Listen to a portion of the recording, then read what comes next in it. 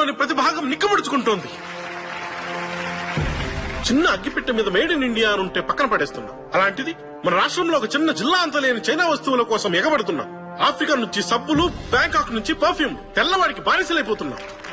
ముఖ్యంగా ఈ దేశ యువతకి ఖద్దరు తెలీదు, గదరు తెలీదు.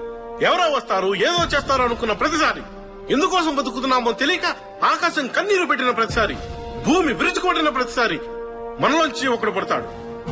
వాడు శాసిస్తే తలవంచడానికి సిద్ధంగా ఉంటారు. ఆయనే సంపూర్ణేష్ బాబు. మీ మేధస్సుకు చేతులెత్తి పాదాభివందనాలు చేస్తున్నాను బాబు. మీరు కనిపెట్టిన కంప్యూటర్ ని ఆన్ ద స్పాట్ నేను మూడుకుంటున్నా. ఒకరోజు సంపూర్ణేష్ బాబు గారు నా దగ్గరకు వచ్చి అరగంట మీతో మాట్లాడాలి అన్నారు. ఏదో జబ్బుతో బాధపడుతున్నారేమో అనుకున్నాను.